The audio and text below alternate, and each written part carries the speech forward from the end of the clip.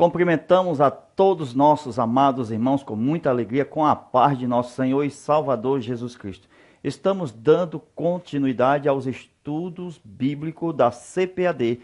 Nós estamos estudando Escola Bíblica Dominical. Hoje a lição de número 10, onde vamos tratar sobre o poder do alto contra as hostes da maldade.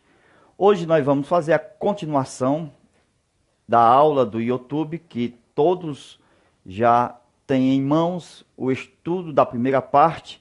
E nesta aula extra nós vamos estudar, conforme a gente já declarou, a divisão do reino e Jesus em Samaria. Queridos amados irmãos, começando pela divisão do reino. Por que a divisão do reino? Porque é ali que vai iniciar exatamente a cidade que era a capital do Reino do Norte. Então, vamos lá, começando. Por que que o reino se dividiu? Eu tenho dois reinos, o do norte e o do sul. Só que antes o reino estava unido. Então o reino unido,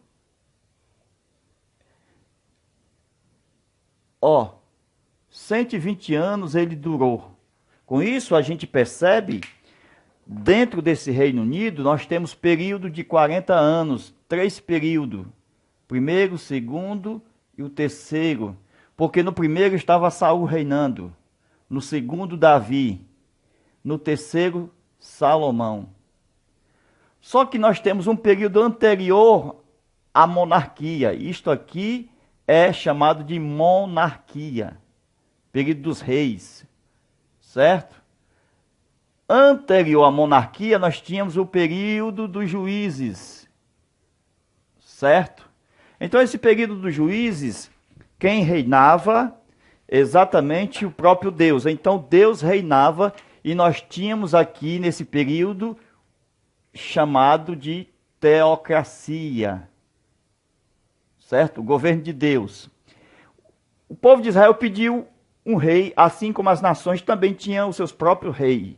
Então, o juiz que é chamado juiz de transição nesse período, Samuel, este que ungiu tanto o primeiro como o segundo, ungiu a Saul e ungiu a Davi. Então, Samuel foi o juiz de transição.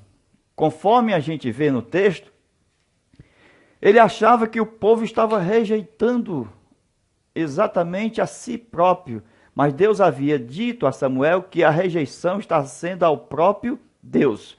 Com isso a gente vê que Deus, embora consentindo que o povo pudesse ter o seu próprio rei e que agora saiu da teocracia, veio para a monarquia, Deus autorizou os reis a existirem em Israel, mas só poderia sair com uma assinatura de Deus. Então, Deus é quem exatamente diria quem seria o rei. Então, era o próprio Deus que autorizava. Quem vai dizer quem é o rei é Deus. Então, meus amados irmãos, a gente percebe logo aqui, nesse consentimento, aí nós temos a causa da divisão que aconteceu exatamente quando? Quando Salomão morreu. Então Salomão, quando ele morreu, o reino continuou, mas agora veio uma divisão. Essa divisão havia sido profetizada. Então vamos colocar aqui, eu tenho Salomão, certo? Salomão. E tenho o seu filho Roboão. Então, a profecia dos profetas de Deus dizia que 10 tribos seria dado a quem? A Jeroboão. 10 tribos seria dado a Jeroboão. Então, a divisão já estava profetizada antes mesmo da morte de Salomão. Então, com isso, a gente percebe que aqui haveria 10 tribos certo? Do lado do norte. E ficaria 2 tribos do lado do sul, certo? Lado do sul. 2 tribos. Veja, meus irmãos. Por que essa divisão? Então, as causas dessa divisão, a gente vê por causa da idolatria, causas humanas, né? Do ponto de vista humano. E a causa dos tributos que o povo não aguentava, os tributos que havia colocado sobre o povo. Então, o povo não aguentou tanto tributo. Com isso, a gente só pode ver Deus nessa história desde Gênesis 3 e 15, quando ele promete o Messias. É aqui que eu quero chamar a vossa atenção. Messias. Então o Messias vai sair. Por isso que houve a primeira divisão, lá em Gênesis 3 e 15, conforme está escrito, e farei inimizade entre ti, que é a serpente, e a mulher. Então Deus haveria de proteger o Messias. A promessa de Deus seria cumprida. Então a divisão aqui, Gênesis 3 e 15, depois nós temos uma divisão lá em Ló e Abraão, se lembra? Os pastores de Ló contenderam com os pastores de Abraão, então eles se dividiram. Então essa divisão aqui e essa aqui são considerados como servo de Deus, porque Deus utiliza a divisão para cumprir propósito aonde? Lá na frente. Vocês vão ver que na sabedoria de Deus, na infinitude, na grandiosa e majestosa sabedoria que Deus tem, porque Deus conhece o fim antes do começo. Com isso, a onisciência de Deus preenche tudo tudo que vem na frente. Então Deus não fica surpreso com nada neste mundo. Então, das 2 tribos que ficaram do lado do sul, presta atenção, foi do lado do sul que tinha uma capital chamada Jerusalém. Do lado do norte, a capital era Samaria. Então, do lado do sul, quem foi que escapou aqui? Vou já dizer. Do lado do norte, teve um problema grande. E Deus sabia antes de que acontecesse. Deus é onisciente. Por quê? Porque aqui, vamos traçar mais uma linha aqui. Se lembra que vai haver 2 cativeiros. Um em 722 a.C., o outro em 585 e 86 a.C. Então eu tenho 2 cativeiros aqui. Qual é a problemática disso aqui? É que se não houvesse a divisão, todos seriam destruídos aqui no cativeiro da Assíria. Não é terrível, né? Isso.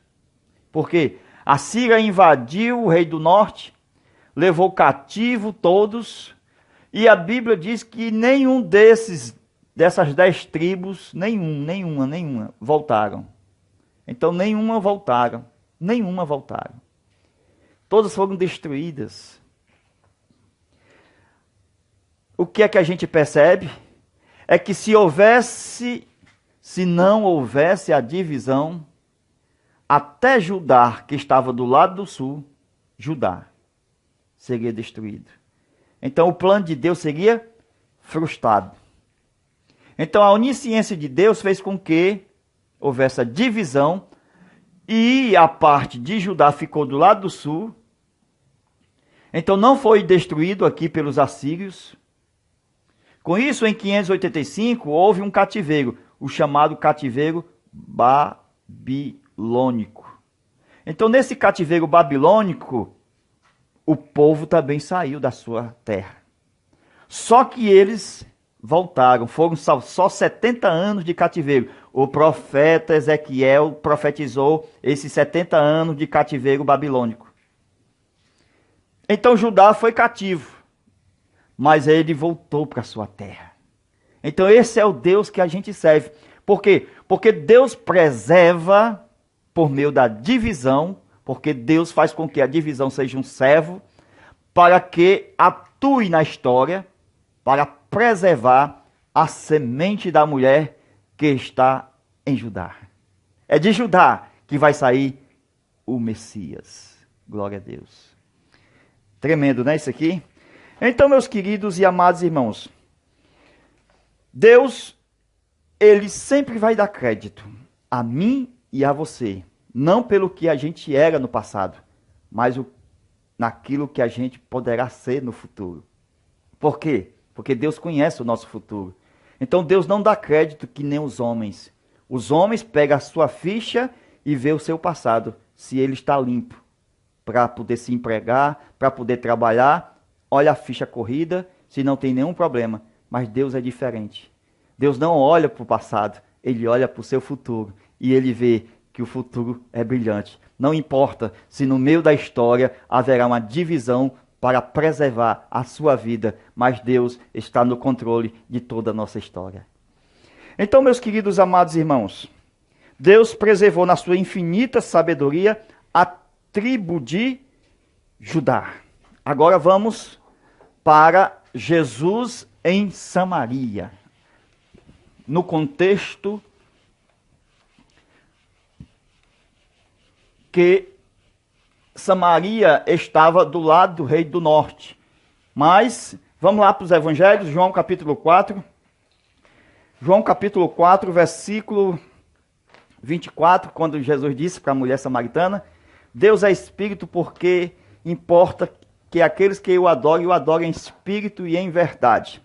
Então a mulher samaritana era conhecida por todos em Samaria.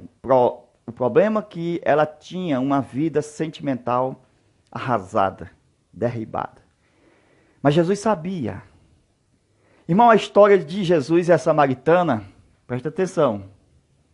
É necessário passar por Samaria. Entre a Judéia e a Galiléia dos gentios, no meio está Samaria. Glória a Deus. Ó, então Jesus vinha para cá, para Galiléia, Jesus vinha para a Judéia. Jesus vinha para Galiléia, Jesus vinha para a Judéia. Aí quando Jesus foi, eu tenho que vir aqui, porque lá tem uma samaritana. Jesus conhecia a vida dela e Jesus foi lá. Vamos ver a história. A mulher samaritana, ela tinha um problema que vivia internamente.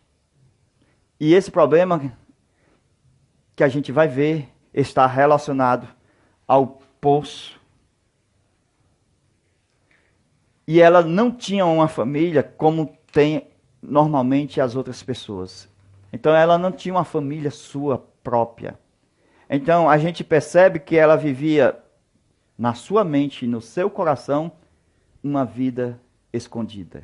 E quando ela ia para o poço de Jacó tirar água todos os dias, então Jesus vai buscar água aqui no poço de Jacó e vai usar a metáfora das águas do poço de Jacó com a vida sentimental da samaritana. Então Jesus tem um encontro com a samaritana e no meio dos dois, entre o pregador e o necessitado, está o Espírito Santo de Deus. É ele quem vai convencer a samaritana: tu és profeta, tu és de Deus.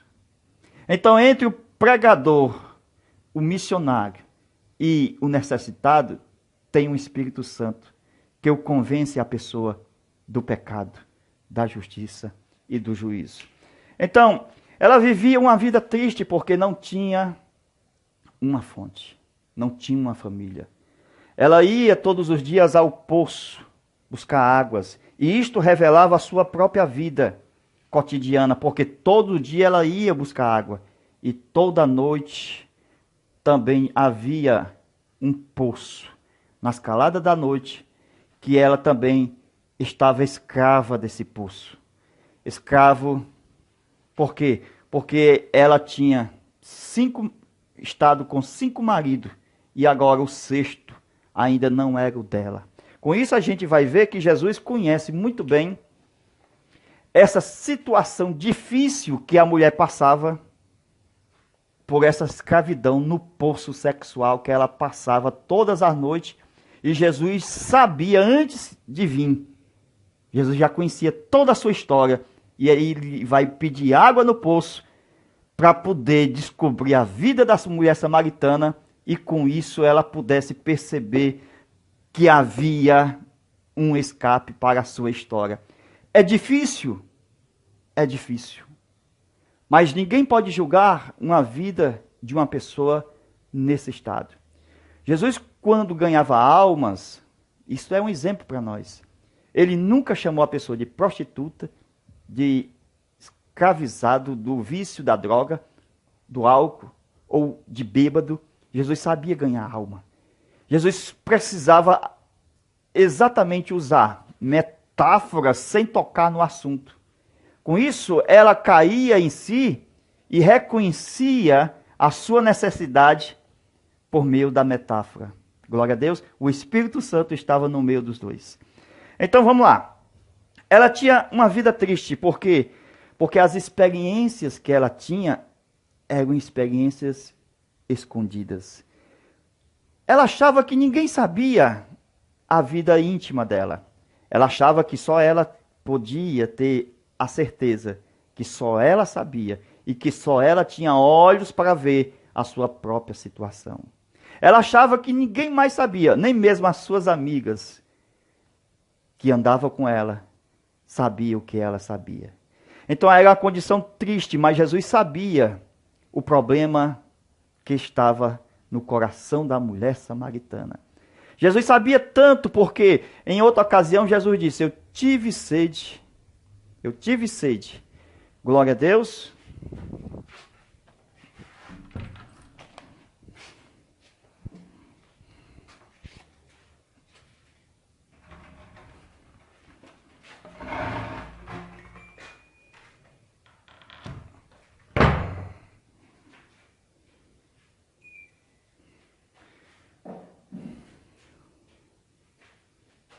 Jesus disse: eu tive sede.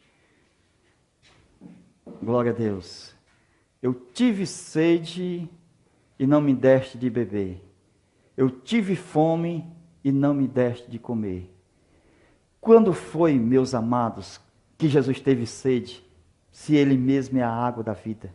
Quando foi que Jesus teve fome, se ele mesmo disse: eu sou o pão vivo que desceu do céu? Jesus teve sede e teve fome quando as pessoas neste mundo têm sede e fome de justiça. Glória a Deus. Ele disse ainda: estive preso e não me visitaste. Quando foi que Jesus esteve preso, se ele é o libertador? Que ele disse: vim libertar os oprimidos e os escravizados. Quando foi que ele esteve preso? Ele esteve preso nos corações de muitos deste mundo, que precisa de uma palavra consoladora e não foram visitados. Porque muitos desviados hoje estão à mercê das drogas, por causa de um sentimento triste no seu coração, por causa de uma decepção que ela teve, mesmo dentro da sua própria igreja. Mas o problema é que ele não foi consolado. Quando não existe o consolo, ele fica triste. E quem está triste, sem Jesus, ele vai procurar as mesmas águas, os mesmos vícios. Ele vai continuar bebendo, ele vai agora voltar às drogas, ele vai voltar à prostituição. Por quê? Porque ele voltou à escravidão por causa da tristeza. Este problema estava acontecendo com a mulher samaritana. Ela estava com aqueles maridos das outras, porque não era dela, só de birra, porque estava tendo uma tristeza profunda no seu coração. E essa mulher vai revelar essa tristeza, veja aí no versículo 19 e no versículo 20, quando ela muda de assunto, porque ela sabe agora que ele é profeta. Porque quando Jesus disse: chama teu marido. E ela disse, eu não tenho um marido, eu não tenho uma fonte. Jesus disse, disseste bem, não tenho marido, porque já tivesse 5. Revelou uma parte da vida dela. Ela descobre que Jesus é o profeta, não simplesmente um judeu. E agora, por descobrir que Jesus é o profeta, não adianta mais esconder a vida íntima dela. Agora, eu sei que Jesus sabe que eu sei que Ele sabe. Então Jesus já sabe, então não tente esconder, porque Jesus já sabe. Jesus já conhece a sua vida desde quando você nasceu. Então a mulher, ela percebeu que Jesus já sabia da vida dela. Agora não poderia mais esconder a sua intimidade. E ela agora abre o coração e mostra a verdadeira causa de toda a sua problemática. Ela vai mostrar que ela era uma verdadeira adoradora. Porque ela diz o seguinte, ela muda a história, ela não fala mais do poço, nem das águas, ela fala agora, os meus pais adoravam neste monte, e vós dizeis que a verdadeira adoração deve ser em Jerusalém. Então a causa de ela estar viciada na sua sexualidade pervertida era porque ela não tinha desenvolvido na sua história o dom de Deus. Foi Jesus quem disse, mulher, se tu conhecesse o dom de Deus que há em ti, nasceria em ti uma fonte de água viva que saltaria para a vida eterna. Por que as pessoas estão viciadas, estão em drogas, estão bebendo? Porque elas não descobriram o dom de Deus que há nelas. O dom de ser um adorador.